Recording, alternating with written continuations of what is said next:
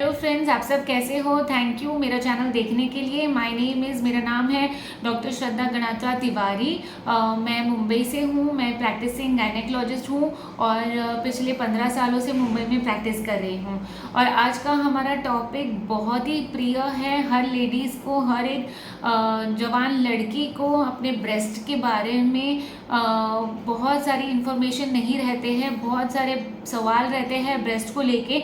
तो आज मैं कुछ सवालों को लेके उनके जवाब देना चाहूँगी, जिससे कि छोटी छोटी जो दुविधाएं हैं ब्रेस्ट को लेके, क्या नॉर्मल है क्या नॉर्मल नहीं है, वो हम इस वीडियो के दौरान थोड़े डाउट्स जो हैं वो क्लियर कर सकते हैं। तो आप एंड तक मेरी वीडियो को देखते रहिए ताकि वो सारे सीक्रेट्स आप भी जान सको। बहुत सारे लेडीज़ ये पूछते हैं, इनको ये सवाल रहता है कि मेरे ब्रेस्ट एक साइड का बड़ा है, एक साइड का छोटा ब्रेस्ट है, तो क्या ये नॉर्मल है। तो मैं ये बताना चाहती हूँ कि ये लेडीज़ बिल्कुल घबराने की बात नहीं है, ये बहुत ही नेचुरल है। जैसे कि तुम्हारा आइज़ का कलर ब्लैक होता है, ब्राउन रहता है, वैसे ही किसी किसी के ब्रेस्ट छोटे रहते हैं, बड़े रहते हैं। अनइवन साइज़ के ब्रेस्ट भी नेचुरली होते हैं, वो नॉर्मल होते हैं, उसमें कोई घबराने की बात ही नहीं है।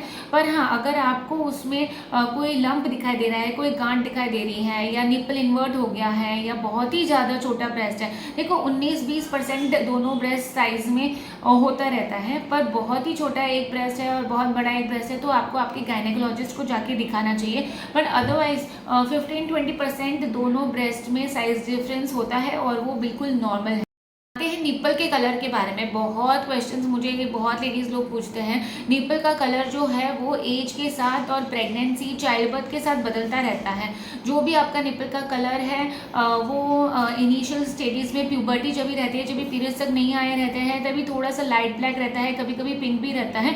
पर जैसे जैसे मैरिज होती है, हार्मोनल चेंजेस होते हैं, तो वो थोड़ा डार्क होता जाता है। प्रेगनेंसी में बहुत ही ज़्यादा ब्लैकिश और डार्क ब्लैक हो जाता है। तो ये एब्सोल्युटली नॉर्मल है निपल में निपल का कलर चेंज होना।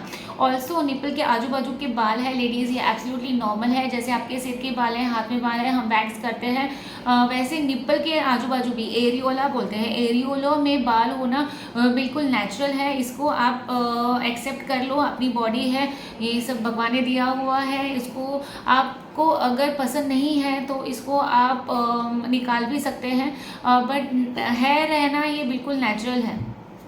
निप्पल से लेके बात आई है तो निप्पल में से डिस्चार्ज होना ये सही बात नहीं है। अगर आपके निप्पल में से कुछ भी पानी जैसा या दूध जैसा निकल रहा है तो आपको तुरंत डॉक्टर के पास जाना चाहिए। इसके दो साइंस हो सकते हैं, या फिर आप हाइपर प्रोलैक्टिनेमिया है, यानी कि बॉडी में हार्मोन प्रोलैक्टिन आपका ज़्यादा है, इसकी वजह से आपको दूध जैसा चिकना चिकना सा कभी निप्पल से निकलता है, या फिर कोई बीमारी है कैंसर जैसी, जिससे आपको पस जैसा या थोड़ा सा पानी जैसा डिस्चार्ज निकल सकता है। तो आपको एक बार तो डॉक्टर को, अगर डिस्चार्ज हो रहा है तो एक बार तो आपको आपके गायनेकोलॉजिस्ट को दिखा देना चाहिए। ऑल्सो ब्रेस्ट से लेके बात है तो मैं आपको बताना चाहूँगी कि ब्रेस्ट जो है वो अपनी बॉडी में जो हार्मोन्स ऊपर नीचे होते हैं उससे बदलते रहते हैं। तो जैसे कुछ कुछ लेडीज़ लोग नोटिस करते हैं कि पीरियड आने से पहले ब्रेस्ट थोड़े हैवी हो जाते हैं, थोड़े साइज़ में बड़े हो जाते हैं। ये एब्सोल्युटली नॉर्मल है, ये बॉडी में प्रोजेस्टेरॉन हार्मोन बढ़ने की वजह से होता है। और थोड़ा सा पीरियड्स के पहले पेन होना, साइज़ बढ़ना, ये बिल्कुल नॉर्मल है।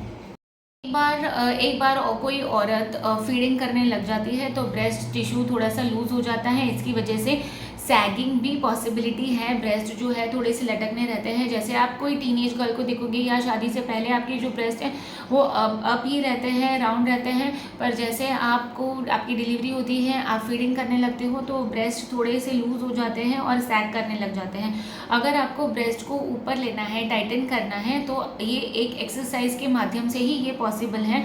और कोई क्रीम या और कोई ट्रीटमेंट है वो ब्रेस्ट के ऊपर लगाने से या मसाज करने से ब्रेस्ट आपके ना ही छोटे होंगे ना ही टाइट होंगे। आपको सिर्फ एक्सरसाइज से ये पॉसिबल है। आपको जो सैगिंग है इसको अवॉइड करना, या फिर मार्केट में जो वेरियस पुशअप्स ब्रास है ये अवेलेबल है, ये आपको अच्छा दिखने में हेल्प करेंगे। मैं आपको कुछ ऐसी चीज़ें बताना चाहती हूँ कि बहुत गर्ल्स जो है वो स्ट्रगल करते हैं तो पहली तो चीज़ है कि ब्रा रात में सोते समय पहनना चाहिए या नहीं पहनना चाहिए। तो लेडीज़, मैं आपको बताना चाहती हूँ, ये आपकी पर्सनल चॉइस है, ब्रा पहनना या नहीं पहनना। पहन के भी सो सकते हो, ये आपके कंफर्ट के ऊपर है। अगर आपकी ब्रा कंफर्टेबल है, आपको कंफर्टेबल लग रहा है, तो आप उसको पहन के भी सो सकते हो, या अगर आपको कंफर्टेबल नहीं लग रहा है तो आप निकाल के भी सो सकते हो। फ्री रखिए, बिंदास सोइए। ब्रा पहनने से या नहीं पहनने से कोई मतलब नहीं है। पर हाँ, आपको अगर ब्रा बहुत आपकी बहुत टाइट है, बहुत ज़्यादा आप टाइट ब्रा पसंद करते हो, तो मैं रिकमेंड करूँगी कि आप सोते समय ब्रा निकाल के सोइए, क्योंकि टाइट ब्रा पहनने से कभी कभी ब्लड सर्कुलेशन जो रात में होता है वो स्टॉप हो जाता है, रिड्यूस हो जाता है, और इसकी वजह से ईडिमा वगैरह की प्रॉब्लम्स आ सकते हैं। तो ये ब्रा रात में पहनना या नहीं, ये आपकी पर्सनल चॉइस है।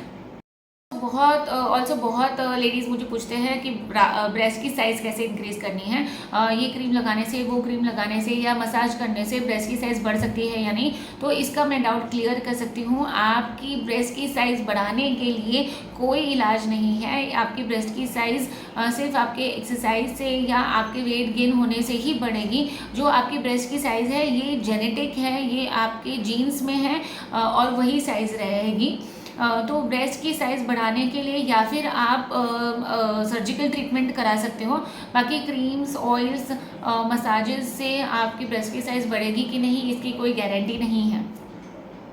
आते हैं लास्ट ब्रेस्ट को लेके, आप ब्रेस्ट की बात करते हैं तो कब डॉक्टर के पास जाना चाहिए। अगर आपके ब्रेस्ट में कोई आपको लंप फील हो रहा है, जैसे कोई गांठ फील हो रही है, या बहुत टाइम से वो गांठ में दर्द हो रहा है, आपकी ब्रेस्ट एक साइड से कड़क हो गया है, ब्रेस्ट के निप्पल से डिस्चार्ज आ रहा है, जैसे कि मैंने पहले भी कहा, पस जैसा डिस्चार्ज आ रहा है, तो ये सब लक्षण है कि आपको आपके गायनेकोलॉजिस्ट के पास तुरंत जाना चाहिए। इसको इग्नोर नहीं करना चाहिए। ब्रेस्ट कैंसर बहुत ही ज़्यादा बढ़ रहा है यंग और ओल्ड लेडीज़ में, कोई भी एज ग्रुप में आजकल ब्रेस्ट कैंसर पाया जाता है। इसीलिए ब्रेस्ट सेल्फ एग्जामिनेशन, यानी आपको अपने ब्रेस्ट का जांच खुद ही करना है। इसके लिए मैं अलग से वीडियो बना रही हूँ, या आप ब्रेस्ट सेल्फ एग्जामिनेशन में आपको मिरर के सामने या नहाते समय अपने ब्रेस्ट को हल्के से फील करके देख सकते हो कि कोई गांठ लग रही है, या निपल में से कोई डिस्चार्ज आ रहा है, कहीं कोई जगह पे दर्द हो रहा है। तो ये आपको आफ्टर 30 ईयर्स तो रेगुलरली करना ही है ब्रेस्ट सेल्फ एग्जामिनेशन। और कभी भी आपको ऐसा लगे कि कोई गांठ छोटी सी है या डिस्चार्ज आ रहा है, तो आपको गायनेकोलॉजिस्ट के पास आपको तुरंत जाना है। सो ब्रेस्ट से रिलेटेड मैंने आपको ऑलमोस्ट सारी जानकारी दे दी है। आपको मेरा वीडियो कैसा लगा ये प्लीज़ आप मुझे कमेंट करके बता दीजिए। और ब्रेस्ट से रिलेटेड आपके कोई भी डाउट होंगे तो आप वो भी मुझे कमेंट में बता सकते हो। अगर आपको मेरा वीडियो आपको अच्छा लगा है तो आप मुझे प्लीज़ लाइक दे दीजिए। और अगर अब तक आपने मेरे चैनल को सब्सक्राइब नहीं किया है तो प्लीज़ मेरे चैनल को सब्सक्राइब कर सके, ताकि मैं और मोटिवेट हो सकूँ और आपके लिए रोज़ नए नए वीडियोज़ डाल सकूँ। Thank you very much.